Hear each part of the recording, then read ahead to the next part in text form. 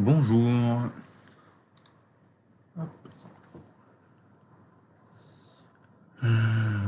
On est combien là? On est 16. Alors, est-ce qu'il y en a qui m'entendent? Oui, on vous entend. Impeccable. Oui, on vous entend. Donc, du coup, je vais expliquer rapidement. Si je dis pas de bêtises, la semaine dernière, vous avez commencé le TD de diélectrique avec Monsieur Beaufils. Donc, vous avez fait sur les capacités. Donc, ça devait être cette partie-là. Donc, vous avez dû, je pense, finir l'exercice 1. C'est ça?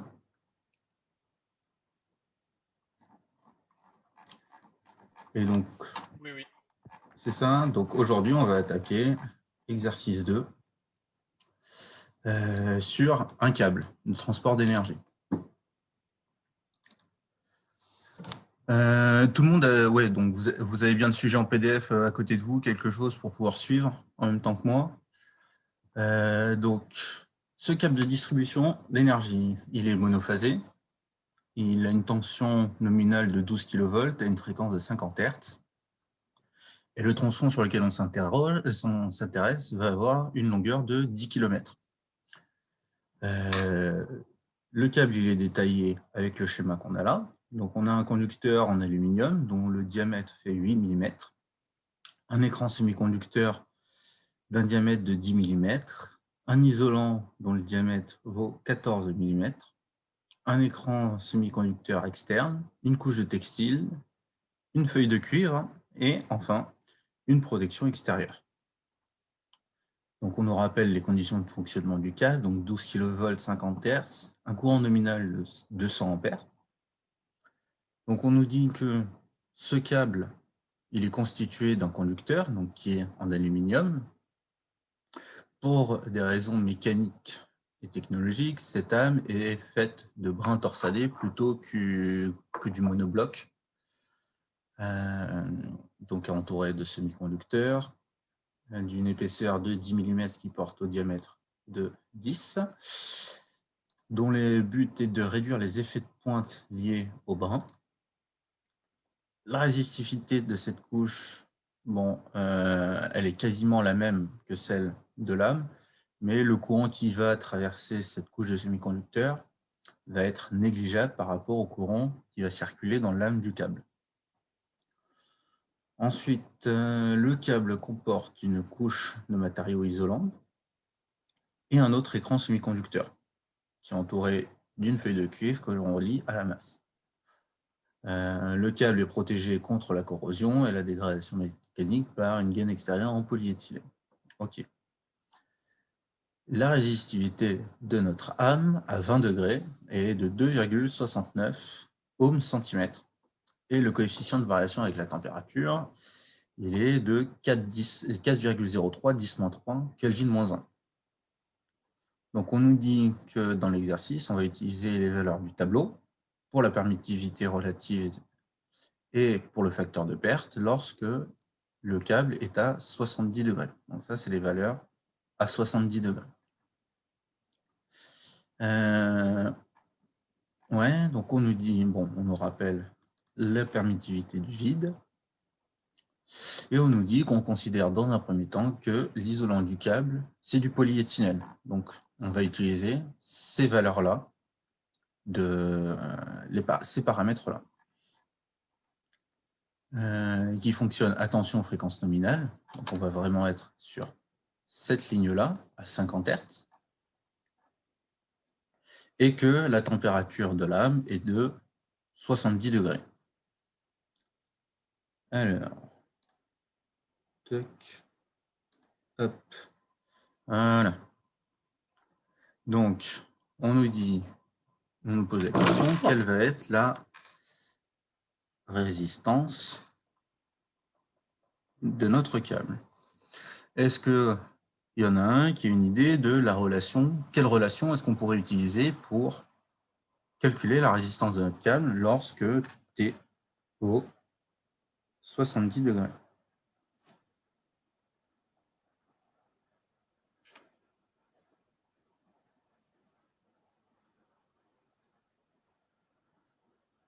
Allez, une idée, n'importe qui.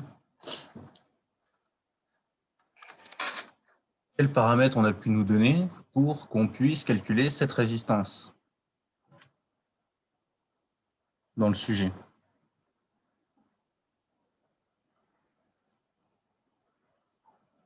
Avec l'epsilonaire? Alors, epsilonaire, ça va plus être lié à la capacité du matériau. Le paramètre qu'on va pouvoir utiliser, on nous a donné la résistivité du câble. Donc, sa résistivité ρ qui vaut sa résistivité ρ lorsque T vaut 20 degrés Celsius, elle est égale à 2,69 micro-ohms centimètre. Donc ça, déjà, première chose à faire, c'est de le mettre dans la bonne unité qui est en ohm-mètre. Donc on a ici du micro, donc c'est du 10-6, et on a ici du centimètre, donc c'est du 10-2. Si on fait le produit, ce qu'on va avoir, 2,69 fois 10 puissance moins 8 ohm mètre. Donc là, on a la valeur mercredi, si je ne vous remets pas ça, voilà. Donc là, on a, comment dire, on a la valeur de la résistivité à 20 degrés. Est-ce qu'il y en a un qui connaît déjà la relation entre la résistance qu'on va avoir et la résistivité? Sans jouer sur la température, juste la relation entre résistance et résistivité.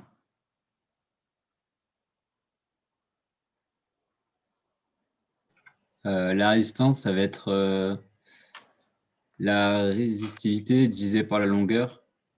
Et c'est tout. 1 sur L, c'est ça? Ouais. Est-ce que tout le monde est d'accord ou il y en a qui ne sont pas d'accord?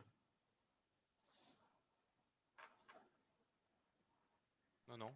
Enfin, c'est par rapport à l'unité vu que c'est donné en centimètres du coup.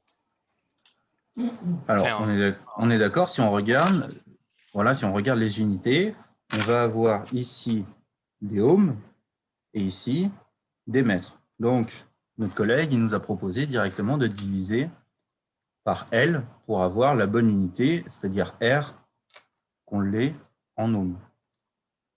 Alors, le problème, c'est que la résistivité, la résistance du câble, elle n'est pas seulement en fonction de la longueur du câble, elle est aussi fonction de sa section. Ça, cette relation-là, ce n'est pas la bonne. Vous avez déjà dû entendre parler de ρ, enfin R égale ρ fois L sur S, la section. OK? Bon, L, on nous a dit déjà dans l'énoncé, ça vaut 10 km. S, on a le diamètre de notre câble qui vaut, si je ne dis pas de bêtises, il doit valoir 10 micros, si je ne dis pas de 10 milli ou 8 10 8 mm. mm. Oui. Donc, 8 mm, donc pi fois d0 au carré sur 4. Est-ce qu'il y en a un qui peut me calculer la valeur de la section?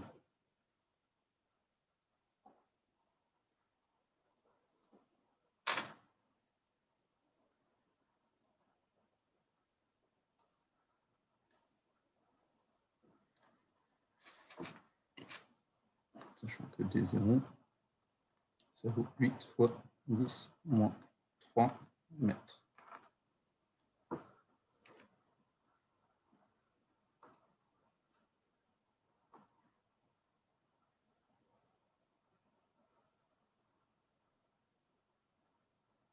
C'est du 1 fois 10 moins 4.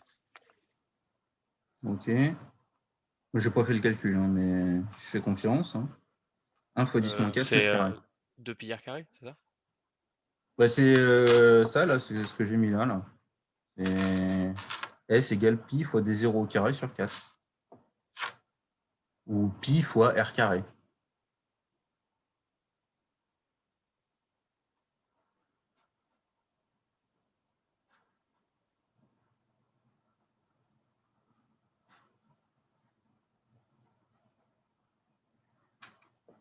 Du coup, je suis pas sûr que ce soit ça.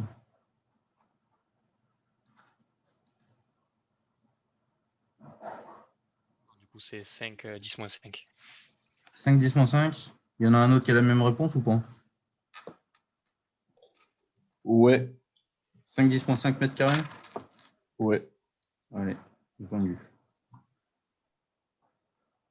Ok, donc on a la section, on a la longueur du câble, donc il ne nous manque plus que la résistivité, mais à la bonne température, parce que la résistivité, on nous l'a donnée à 20 degrés, et on en a besoin à 70 degrés, parce que c'est notre température de fonctionnement. Donc, pour ça, on va devoir utiliser la relation de la variation de la résistivité, donc ρ fonction de T, qui va être égale à ρ quand T vaut 20 degrés, fois un coefficient 1 plus alpha, alpha qui va être le coefficient en Kelvin moins 1 qu'on a vu dans le sujet tout à l'heure, facteur de T moins 20 degrés. Donc alpha, c'est égal à, rien sur le sujet, 4 10 moins 3, 4,03, 4,03 fois 10 moins 3, Kelvin moins 1. Donc, si je place tout ça, alors soit je peux faire l'étape intermédiaire, soit je peux calculer directement. Donc, si on va mettre tout directement, donc ça fait ρ, donc ρ à T0, donc 2,69 10 puissance moins 8 fois 10 fois 10 puissance 3. Donc ça, c'est nos 10 km. Attendez, il faut que je fasse les choses en ordre, parce que là, sinon, on va être perdu. Fois 1 plus 4,03 fois 10 puissance 3. Facteur de T, donc on a dit que c'était 70 moins nos 20, fois nos 10 km,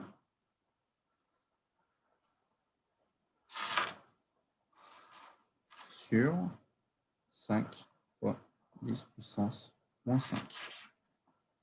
Ce qui nous donne une résistance de, je vous laisse faire le calcul.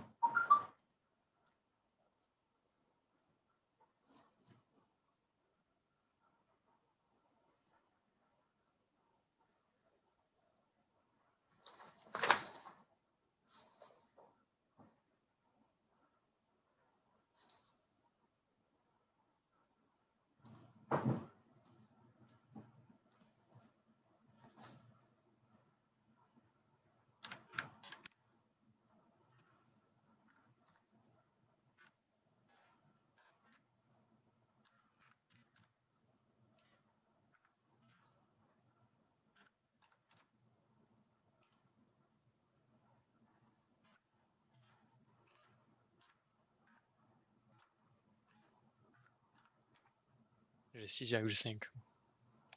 6,5, quoi comme unité? Ohm, du coup. 6,5 ohms. Est-ce que c'est bon pour tout le monde déjà cette partie?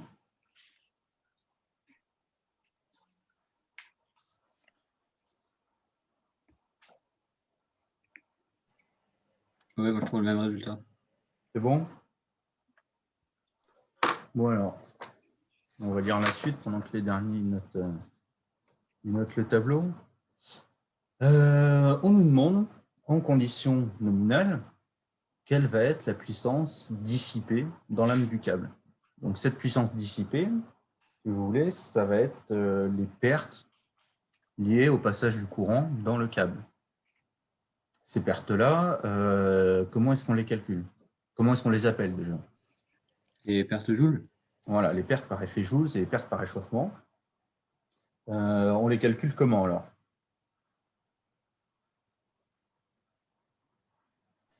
R carré. R carré. Voilà, on a calculé R, le I il nous est donné, donc on peut calculer R carré. Est-ce que je peux effacer? Oui, oui. Allez. Alors, question 2.2. Donc P, J, ça va être les pertes joules, c'est égal à R fois I au carré. Donc on avait 6,5 fois, en courant, on avait 200 ampères au carré, ce qui nous fait, je vous laisse faire le calcul, 260 000 joules. Alors, est-ce que tu es sûr de l'unité? De la puissance, est-ce que c'est des joules? Non, des watts, pardon. Voilà. Donc 260 000, donc kilos, watts. OK? C'est bon pour tout le monde? S'il y en a qui n'y arrivent pas, qu'ils le disent surtout. Hein. Parce que vu comment on interagit, ça risque d'être compliqué s'il y en a un qui n'a pas réussi à comprendre ou qui ne le dit pas. Donc, question suivante. Quelle est la puissance que notre câble il peut transporter dans ces conditions nominales? Donc, ces conditions nominales qui sont 12 kV et 200 ampères.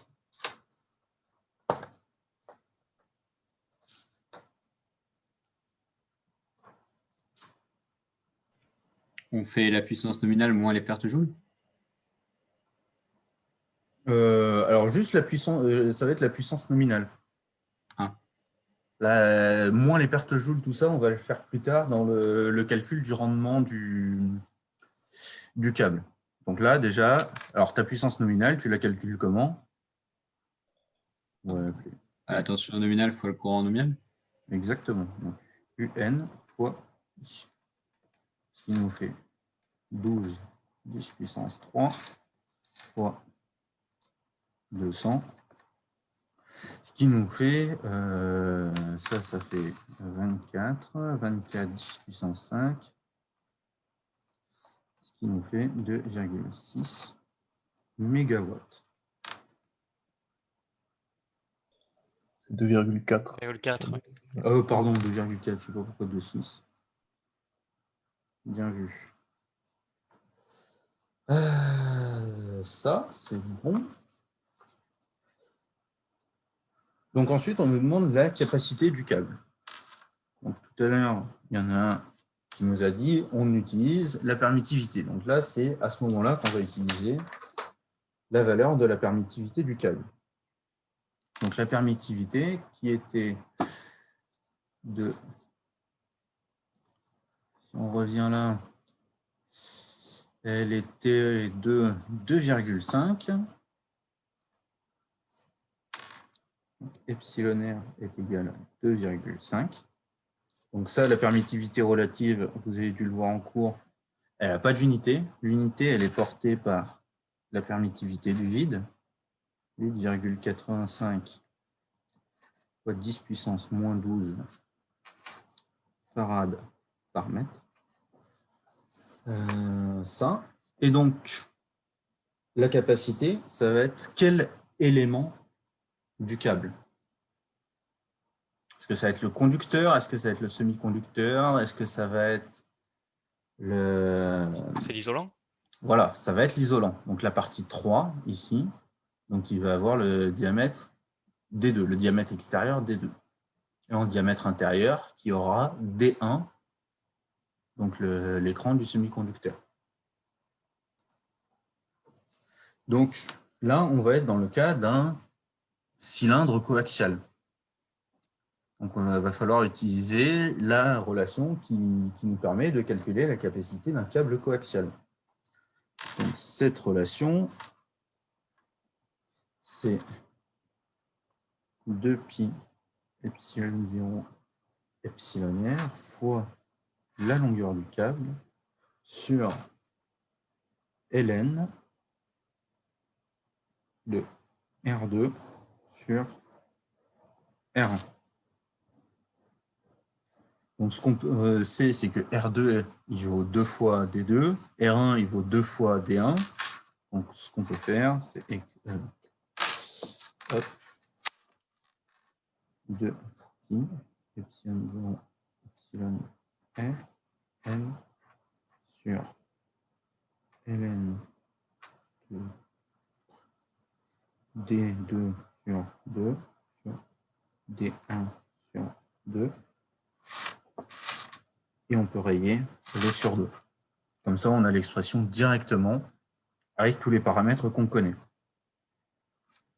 Sachant que D2, il vaut 14 mm.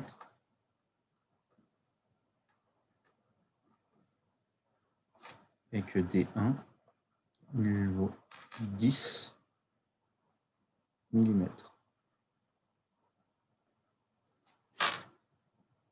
Et je vous laisse me faire le calcul. 4, 13, 10 moins 6. Alors, 4,13 fois 10 puissance moins 6. Et l'unité, c'est Farad. Ouais. Est-ce qu'il y en a qui ont trouvé la même chose? Oui. Impeccable. Voilà. Donc en unité usuelle, on la mettra en microfarad pour que ce soit plus simple. Donc ça, on est bon. Question suivante. La capacité linéique du câble. Est-ce qu'il y en a un qui a une idée de ce qu'on appelle cette capacité linéique? C'est la capacité par rapport à la longueur. On divise la capacité divisée par la longueur du câble, par 10 km du coup. Exactement. Donc C, on va l'appeler CL pour linéique. Ça va être C sur la longueur. 4,13 fois 10 moins 6 sur 10 puissance 4. Ce qui va nous faire 4, 13, 10 moins 10. 10 moins 10. Et ce qu'on peut mettre, c'est, on va le mettre en unité plus usuelle, donc on va le mettre en unité multiple. Donc on a les micros, c'est du 10 moins 6. On a les nanos, c'est du 10 moins 9. Et on va le mettre en 10 moins 12, donc en picofarad. Ça va nous faire 413 picofarad par mètre.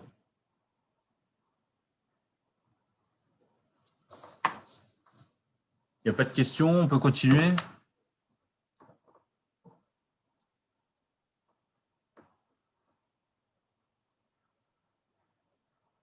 On va considérer qu'il n'y a pas de questions. Alors, question 2.6. On nous dit qu'on va négliger la résistance de l'âme centrale du câble et les pertes diélectriques dans l'isolant. On nous demande alors quelle va être la valeur du courant qui va parcourir le câble lorsqu'il est alimenté sous tension à sa fréquence nominale d'une extrémité à l'autre, sachant qu'il n'y a pas de charge. Donc, on va être dans le cas d'un courant à vide. Est-ce que je peux effacer le tableau? Oui, c'est bon. C'est bon. Oui. Donc, question 2.6. Ce courant à vide, est-ce qu'il y en a un qui peut peut-être ressortir l'expression de son cours? UC fois oméga. Exactement. U fois la capacité fois oméga. Donc, U, on connaît, C, on connaît, oméga, c'est 2πf, avec F qui vaut 50 Hz. Donc, notre courant à vide, il vaut 12 000 fois 4,13 fois 10 puissance moins 6 fois 2 pi fois 50. Et donc ce courant, Ça dégage, ça devient 3. Tac, tac, tac. On peut même en faire dégager d'autres. Ça va nous faire 12 fois 4,13 fois pi fois 100 fois 10 moins 3. Donc là, on va pouvoir faire péter ça et la mettre en 1. Et donc, du coup, on va avoir IV égale à 1,2 fois 4,13 fois pi. 15,57. Ok, 15,50 mercredi. 57 ampères. C'est bon pour tout le monde? Oui. Alors, on nous demande, ce courant, à quoi est-ce qu'il correspond? Et est-ce qu'il a une quelconque utilité pour le transport de l'énergie entre le fournisseur et le consommateur? Est-ce qu'il va nous servir à quelque chose?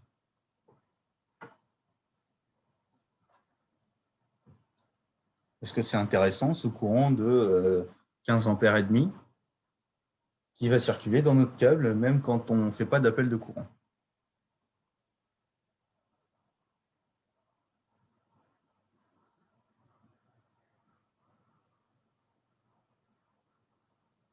Là, s'il y en a un qui a une idée de son utilité ou non, et quels peuvent être ses effets sur la ligne, par exemple. Ça va créer des pertes, du coup. Voilà, donc déjà, on va avoir des pertes donc de 15 ampères et demi. Et même, ce qui va se passer, c'est que il va contribuer à échauffer globalement le câble. Donc, ce qui n'est pas intéressant non plus. Donc, ce courant, c'est quelque chose qui est absolument pas intéressant et qu'on voudrait éviter au maximum. Donc, question suivante. On nous demande si jamais le câble, on l'alimente en continu. Donc, qu'est-ce que deviendrait ce courant?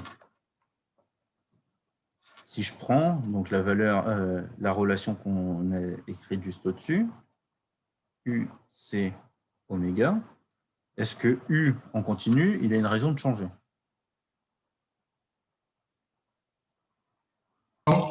Non. C, Non plus, qu'oméga.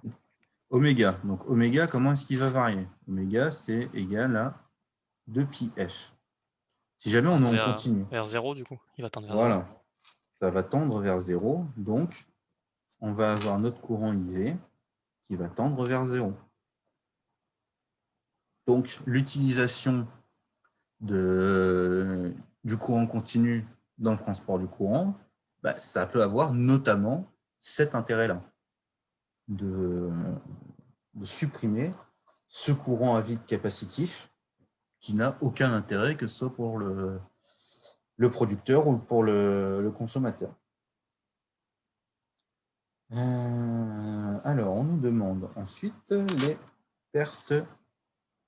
Alors, j'ai peut-être même effacé la page parce que là, on va peut-être y avoir pas mal de trucs. Ouais. Donc ça, on va effacer. Hop. Donc, on va passer à la question de 9. On nous demande de calculer les pertes diélectriques par unité de longueur du câble dans un fonctionnement nominal. Donc, dans le fonctionnement où on a 12 kV et 200 ampères. Donc, les pertes diélectriques, est-ce qu'il y en a un qui peut me donner la relation qui permet de la calculer?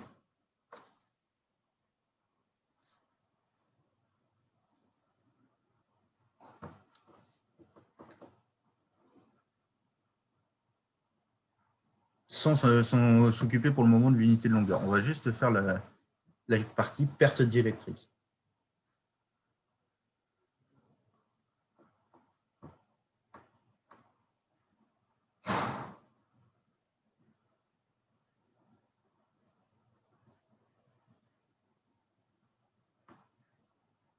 Moi, je sais qu'on l'a vu en cours, mais je ne saurais pas où la dire là. Bon, alors, dedans, on va avoir la tension au carré, le facteur de perte tangente delta, la capacité et la pulsation. Donc, on va calculer tout ça. Donc, ça va nous faire du 12 fois 10 puissance 3 au carré. Ça, on avait combien de pertes diélectriques? 10 moins 4. Ouais, 10 moins 4. 4, on avait 4,13 fois 10 puissance moins 6. Et oméga, on avait 100 pi. Alors, donc, j'essaie de simplifier le calcul, essayer de le poser à la calculette. 12 fois 12, 144. Ça fait ça, ça fait 10 puissance 6. 10 moins 10. Okay.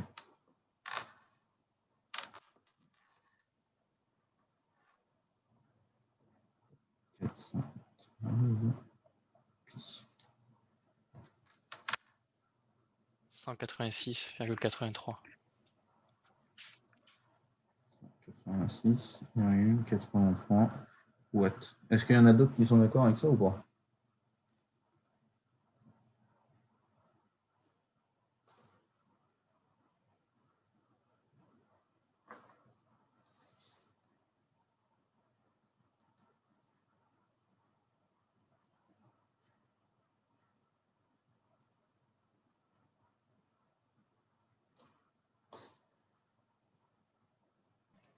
Combien t'as dit, Nolan? Je l'ai écrit sur le truc. 186,83. Moi, j'ai pas ça, moi. Vas-y, dis combien? Moi, c'est petit, mais je pense que je dois avoir un problème dans mon calcul. Dis toujours, dis toujours. Moi, je suis à 15 milliwatts. T'as mis la tension au carré? Non. Il est trop con ce truc. Hop. On a une deuxième proposition qui est de 12 15 secondes alors. Non, c'est bon, avec les au carré, j'ai trouvé la même chose. Pardon. Okay. Que je vérifie parce que moi, je me suis rendu compte que j'ai une erreur dans mon corrigé. Fois 4. Ah bah merde alors. Moi, j'ai 18,7. Ouais, j'ai pareil. J'ai pareil. J'ai 18,6, 68. Voilà. Alors, est-ce que c'est moi qui ai fait une erreur dans ce que j'ai écrit ou pas?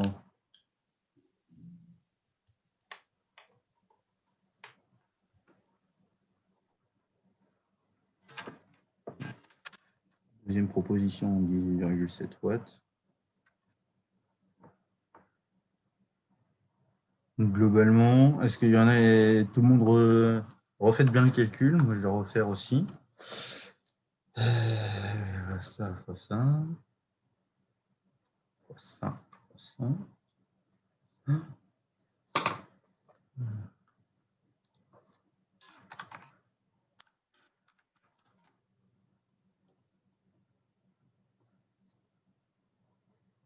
Ouais, je suis à peu près sûr de mon 18,7.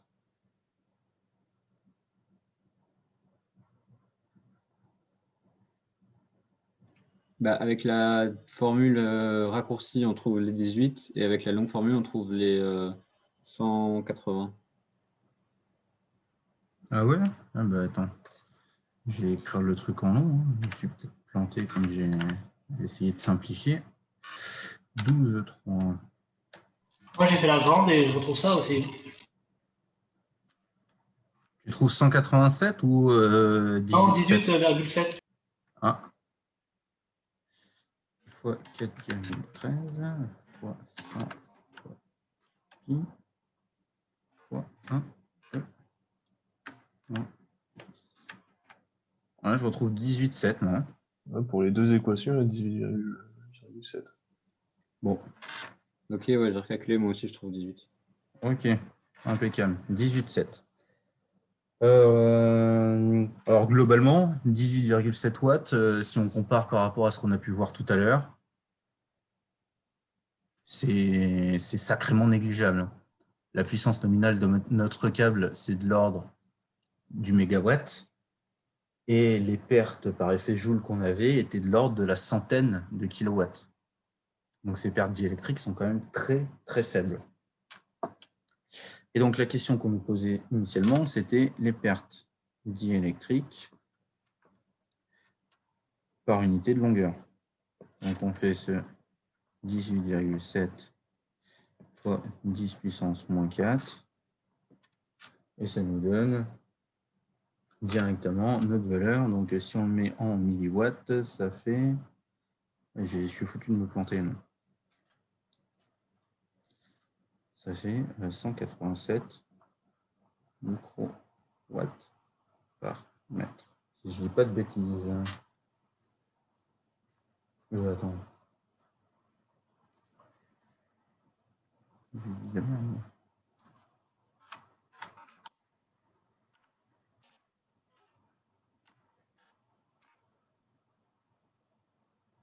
Non, ça fait... Non, il manque à 0 du coup. Ouais. 1,87 milliwatts par mètre. C'est ça.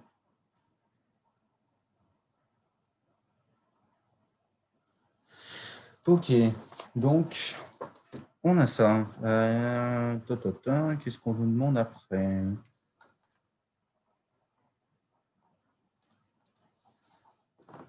On nous demande. Donc là, les pertes électriques, c'est bon. On nous demande de calculer le rendement du câble. Ok, donc notre câble 2.10. On va calculer son rendement. Donc, on va avoir la puissance utile sur la puissance consommée. Donc, notre puissance utile, ça va être notre puissance consommée moins toutes les pertes.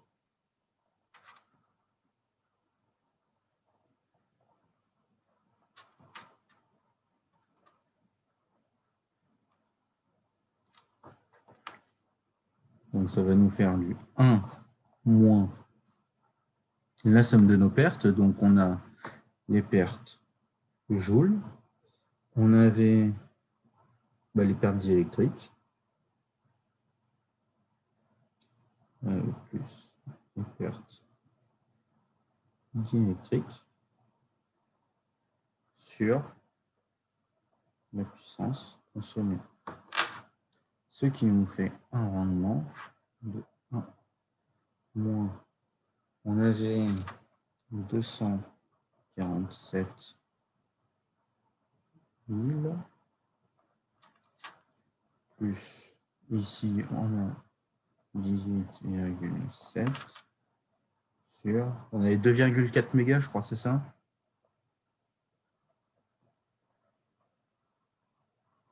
Oui, c'est ça, nominal. Ouais. Ce qui nous fait un rendement de combien? —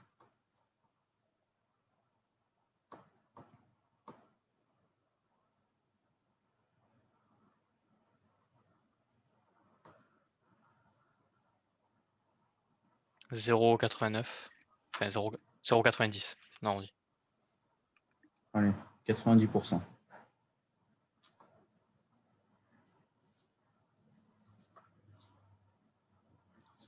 OK. Donc là, globalement, 10% de l'énergie qu'on envoie, elle est directement perdue. Globalement, par l'échauffement du câble dans les pertes diélectriques. Dans les pertes par effet Joule. Donc ça, c'est le cas où on a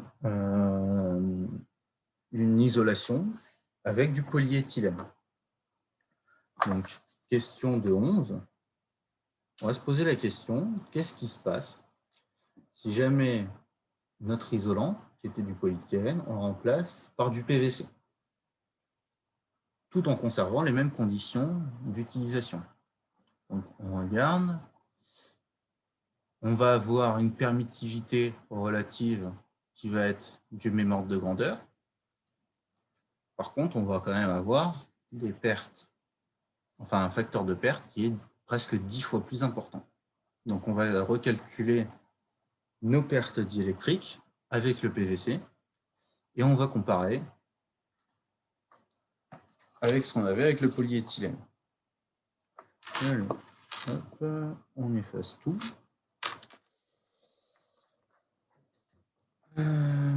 Donc, notre calcul des pertes diélectriques, on est à la question de 11. Nos pertes diélectriques, elles venaient diélectrique PVC U carré, tangente delta, fois C, fois oméga. Donc, ça ne bouge pas, ça ne bouge pas. La capacité, elle va varier. Parce qu'on a vu tout à l'heure que c'était fonction de la permittivité relative. Donc là, ce qu'on va faire, c'est qu'on va écrire directement la relation avec tous les paramètres dedans. Comme ça, on fera un seul calcul. Donc on a notre U carré, oméga, fois tangente delta, fois notre C, qui était 2 pi epsilon 0 epsilon r fois L sur ln de D2 sur D1. Ça nous fait du 12 000 au carré fois 100 pi fois 9 fois 10 moins 4 fois 2 pi fois 8,85 fois 10 moins 12 fois la permittivité, elle était de 3,4 fois 10 puissance 4 qui est notre longueur de câble, le tout divisé par ln de 14 sur 10, il me semble, 10, ouais. Alors, pendant que je simplifie le calcul, essayez-vous de le poser et de faire le calcul. 44 puissance 6 puissance 2. Là, on a des pi, donc on va avoir du pi carré. 29. 4. Le tout qui était là, je ne l'ai pas changé. On va remettre directement aussi. 2, 8, 5, 6, 12, 3, 4, 6, 4. Si on a un qui a la réponse, qu'il n'hésite pas. Hein. J'ai 228,7, mais je ne suis pas sûr, c'est long le calcul. Non, j'ai la même chose. J'aime le jeu.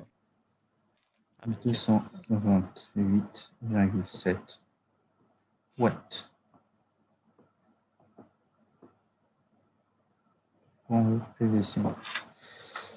Alors, on nous demandait en linéique ou pas? Par unité de longueur. Donc, du coup, ça nous fait du 22,8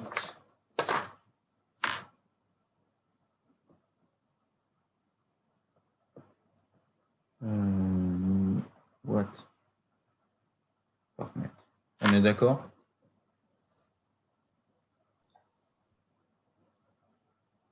Oui, oui. Oui. Impeccable. Bon, globalement, on voit que les pertes diélectriques, elles sont quand même bien plus importantes, Tout à l'heure, on avait 1,8.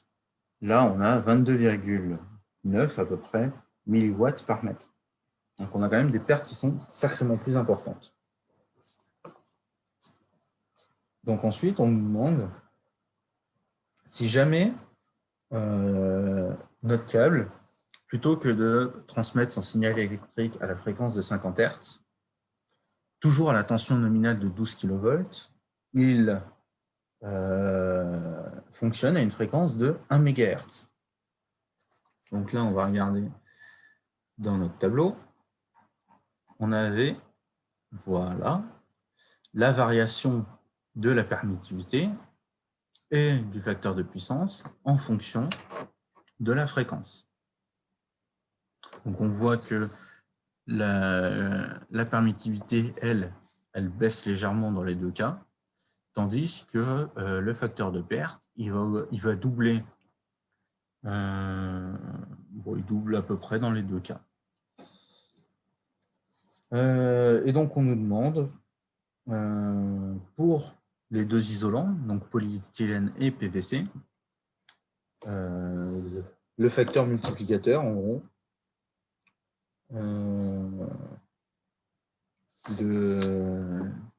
des pertes diélectriques. Hop. Donc, on va effacer tout ça. Hop. Voilà, merci. Donc, la 2.12. Donc, en gros, on va calculer un coefficient K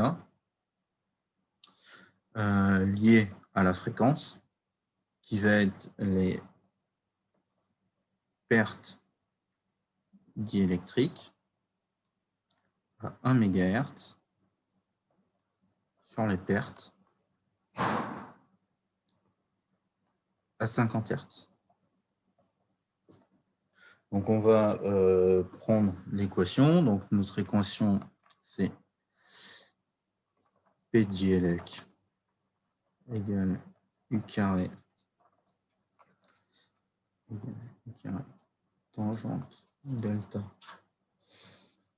fois C fois oméga.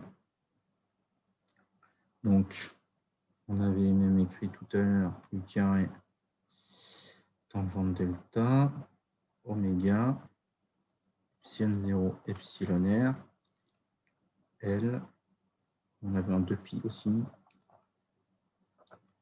sur ln de D2 sur D1.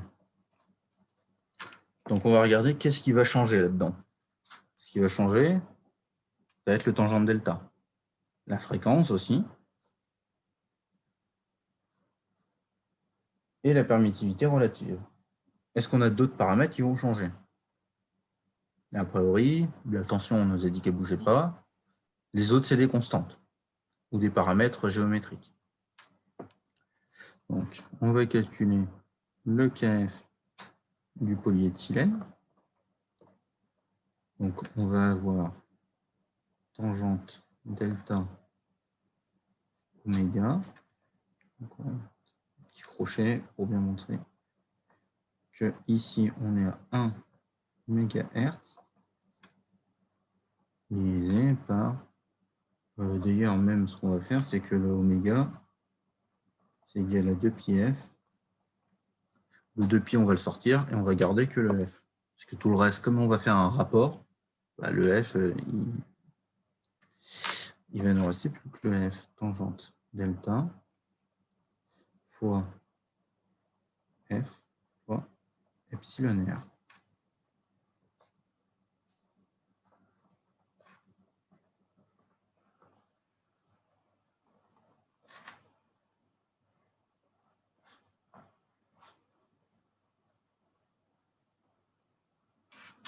Et donc, on a notre KF pour notre polyéthylène qui va valoir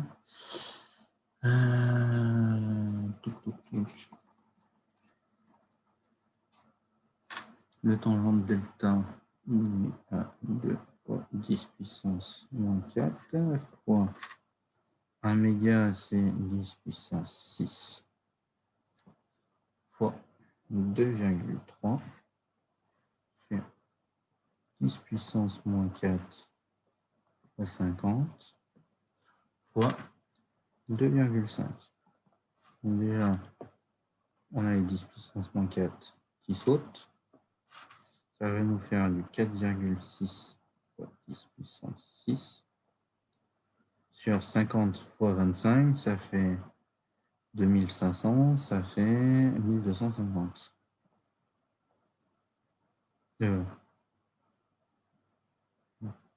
Oui, c'est ça.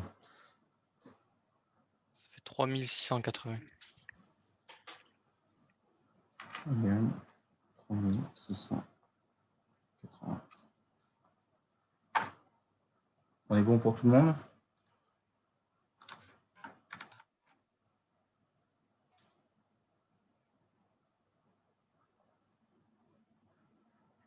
Il faut que je fasse le calcul pour vérifier, puisque je ne l'ai pas. Ouais, je fais pareil. Impeccable. Par contre, monsieur, vous avez mis 25 pour epsilon R, c'est pas 2,5? Ah, bien vu, bien vu. Donc ici, c'est 125. Donc ici, on rajoute un 0. Ça fait Bien vu. 36 800 du coup. Ouais. Bien vu, bien vu. Donc, le fait sur le polyéthylène, si on fonctionnait à une fréquence de 1 MHz, on multiplierait les pertes diélectriques par 37 000 environ. Et maintenant, on va faire le même calcul avec le PVC. Alors, que je prenne mon sujet. Donc, on a... Ça correspond, ça veut dire qu'on multiplierait les pertes par ça? Exactement. Si on passait à 1 MHz, on aurait des pertes diélectriques qui seraient de cet ordre-là. Enfin, qui seraient 37 000 fois. On avait 18 watts, c'est ça, sur nos 10 km. Oui, c'est ça. Donc, ça ferait... C'est énorme. Ah oui, 37 000 fois 18, ce qui nous ferait 666 kW de perte diélectrique. Donc là, vous commencez à comprendre pourquoi est-ce qu'on utilise du 50 Hz et pas de la très haute fréquence. Donc là, le tangent delta, il vaut 16 fois 10 moins 3 fois 10 puissance 6 fois 2,5 sur 9 fois 10 moins 4 fois 50 fois 3,4. C'est un peu plus chiant pour simplifier. Ça fait 16 fois 2, 5, ça fait 8 fois 5. 8 fois 5, ça fait 40. Fois 10 puissance 3 sur 9 fois 50, ça fait 900, ça fait 450. 3,4. 10 puissance moins 4. Et ça nous fait, donc, ça saute, ça devient 2. Non, ça devient 4. Donc là, on va avoir du 261 437. 261 437. C'est ça? Oui, oui. C'est la même chose. Pareil. Ok. Donc là, on avait combien tout à l'heure? On avait 280 watts, c'est ça à peu près, de perte diélectrique sur le PVC? 228, ouais. 228. Donc 228 fois 261 437, ça fait 59 mégawatts. C'est ça? Ça, c'est énorme. Donc, globalement, vous voyez pourquoi est-ce que c'est compliqué. Le PVC, c'est un très mauvais isolant pour le transport d'énergie. Et pourquoi on l'utilise de préférence quand même. Aujourd'hui, c'est beaucoup du polyéthylène plutôt que le PVC. Tac, tac, tac. Donc, voilà, c'est ce que je disais. Question 2.13. Compte tenu des résultats obtenus à la question précédente, est-il judicieux d'utiliser le PVC comme diélectrique pour ce câble ou d'employer le câble à 1 MHz? Donc voilà, pour le transport d'énergie, on préférera des plus basses fréquences et des diélectriques qui auront des faibles pertes diélectriques, justement. Alors, question 2.14. On va revenir sur le sujet. Question 2.14. On nous demande de donner la valeur du champ électrique maximal dans l'isolant du câble et de donner sa localisation. Et on nous dit de faire attention parce que la tension la plus élevée, ce n'est pas la valeur efficace, U, mais c'est bien la valeur crête. Donc U fois racine de 2. Donc on nous demande de calculer le champ électrique maximal. Question 2.14. Est-ce qu'il y en a un, le champ électrique maximal, donc le champ électrique qu'on appelle E, est-ce qu'il y en a un qui peut me donner la façon dont on peut le calculer?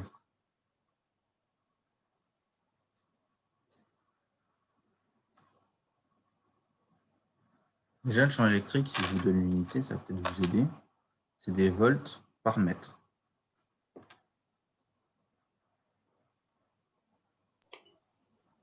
C'est la tension divisée par le rayon, multiplié par le ln de R1, R2 sur R1. Alors, déjà, je vais juste enlever le max. On va juste écrire le champ électrique. Et tu vas me redire ce que tu disais. Donc, c'est la tension divisée. Divisé par R. Ouais. ln R2 sur R1. R2 sur R1. OK. Comme vous êtes sur le sujet, là, l'écran partagé. Comment? Ah ouais, sur le sujet de l'écran partagé. Bien vu, bien vu. Hop. Voilà. Donc ça, donc on nous demande la valeur max. Donc E max, ça va être U max. Donc R, il va falloir trouver le R. Est-ce que ça va être le rayon le plus grand ou le rayon le plus petit? Pour que tout ça, là, ce soit le plus grand possible. Le plus petit. Le plus petit. Donc R minimum. Et le ln, de toute façon, c'est les conditions géométriques. Ça ne change pas. D2 sur D1, comme on a vu tout à l'heure. Donc le R minimum, c'est combien? C'est 5 mm? C'est combien? Ouais, c'est 5 mm.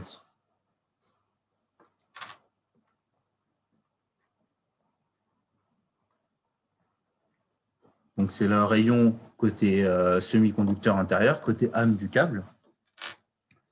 Donc on va avoir E max être égal à U max. Donc U max, on nous a dit de faire attention, que c'était U fois racine de 2. Donc 12 000 racine de 2 sur 5 fois 10 moins 3 fois ln de 1,4.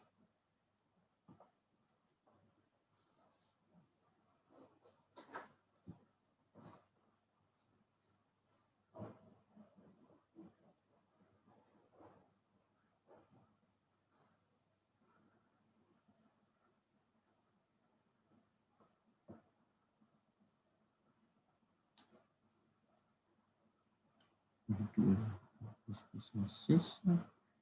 Racine de 2. Ça fait 10 mégas. Alors 10 mégas quoi? C'est volts par mètre. Ouais. On dit mégavolt par mètre. Hop. 1,4. Alors souvent, comme notre isolant, bah, ses grandeurs caractéristiques, elles sont plutôt en millimètres. On va modifier un petit peu l'unité. On va essayer de faire ressortir des millimètres. Donc, pour ça, bah, du coup, on va passer en kilovolts. Et ici, on va mettre des millimètres.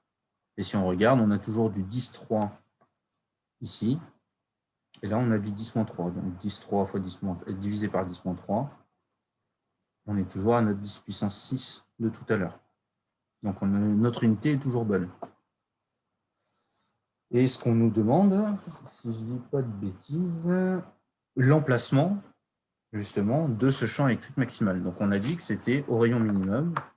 Donc, si j'essaye de faire un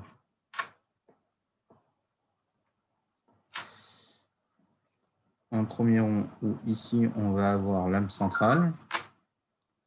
Ensuite, juste autour, bah, le gros trait plein, là, ça va être notre semi-conducteur. Tac, ici, hop. Donc, là, on va avoir R2. Ici, on va avoir R1. Donc, notre champ électrique maximal, ça va être à cet endroit-là qu'il va se situer. OK?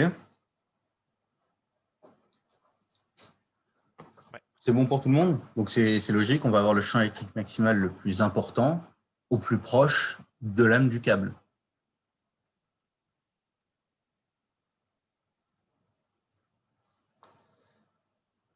Bon. Du coup, question suivante qui va être la dernière. Du coup, c'est bien, on va tous finir un peu en avance. On nous demande, donc, en tenant compte de la remarque qu'on a là, donc, on obtiendra du fait OK. Et de la question 2.8, qui était sur le courant à vide, si on avait un câble continu, est-ce qu'il y a des intérêts à utiliser l'énergie sous sa forme continue pour le transport d'énergie? Et si oui, quels vont être ces intérêts? Donc ça, bon, premier truc qu'on peut dire déjà, c'est la remarque de la question 2.8. Si on utilise donc du DC pour le transport d'énergie,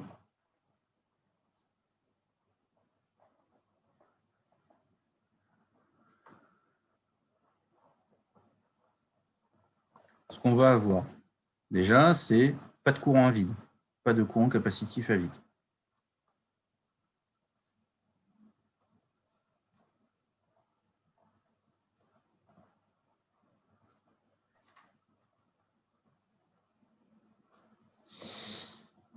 Mercredi.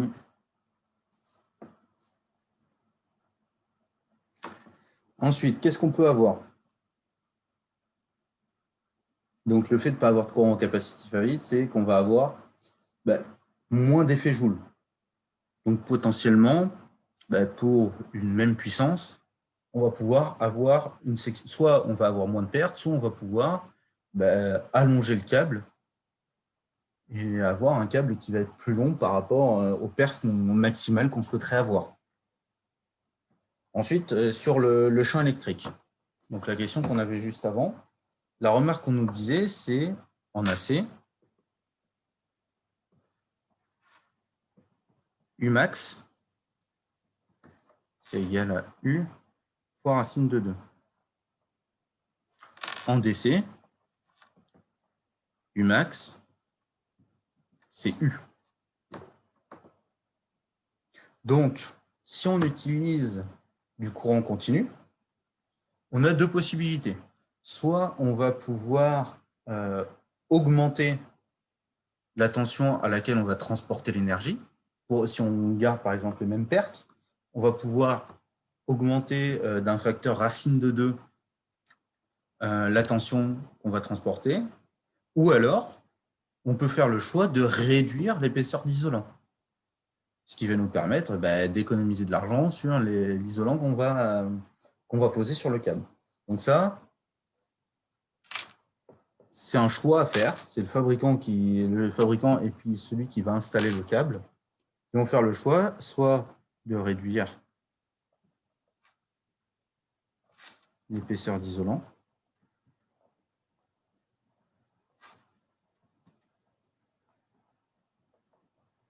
ou alors on va augmenter la tension.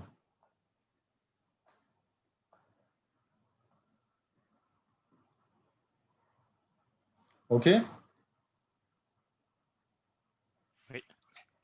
Donc, pour vous donner des exemples, le courant continu, ce n'est pas seulement un truc qu'on dit, c'est quelque chose qu'on utilise de plus en plus pour faire les liaisons internationales. Donc, l'une des dernières qui a été faite, c'est la liaison France-Espagne, qui a été inaugurée il y a quelques années. Donc, on utilise justement des câbles en courant continu pour faire le transfert d'énergie entre la France et l'Espagne.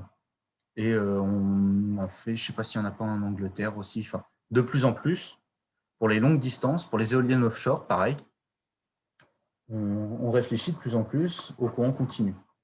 Il y en a un sous-lot entre la France et l'Angleterre, vous avez dit, monsieur Beaufils. Voilà, il me semblait qu'il y en avait un, je n'en étais pas sûr. Bon, voilà, donc du coup, monsieur Beaufils confirme.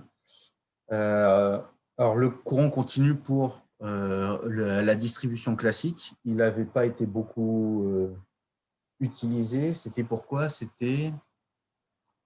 je ne me souviens plus de la raison. Je ne sais pas si ce n'était pas les pertes par effet Joule à courte distance, elles étaient plus importantes. Parce qu'on avait de l'effet de peau, on avait beaucoup d'effets avec le courant continu. Et donc, du coup, l'alternative a été sélectionnée.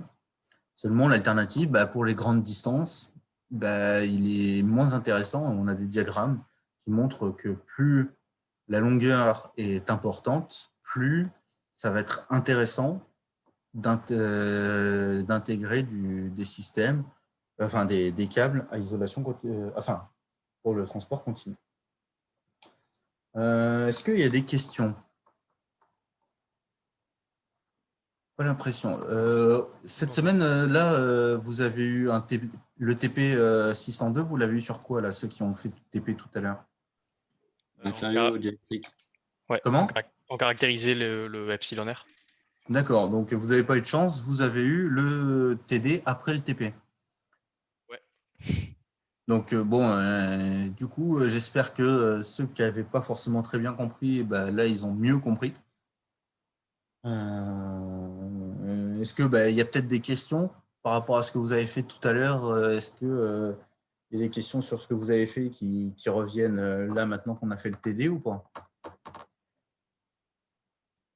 Je ne sais pas si vous connaissez le sujet de TP, mais dans le sujet de TP, à un moment, on passe avec pas une lame, mais le truc en plastique, l'isolant. Ouais. Soit il y a du métal dessus, soit il n'y a pas de métal dessus. Monsieur Beaufils Oui. nous a expliqué vite fait que c'était par rapport au contact, mais je ne me souviens plus exactement de l'explication. L'intérêt de Exactement. métalliser. En fait, si tu veux, on va faire un petit dessin. Tu vas avoir ton isolant qui a cette tête-là. Tu vas avoir ton électrode, ta grosse électrode que tu avais. Hop. Il va être comme ça. Et en fait, on est d'accord que tu n'as pas exactement un truc comme ça. On n'a pas un état de surface parfaitement lisse. En fait, on a des petites aspérités comme ça.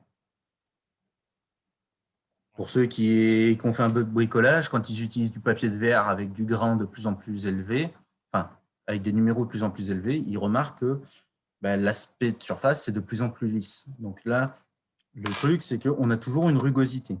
Si on a cette rugosité, et cette rugosité, elle existe aussi ici, sur le diélectrique, en fait, on va avoir le contact par plein de petites pointes.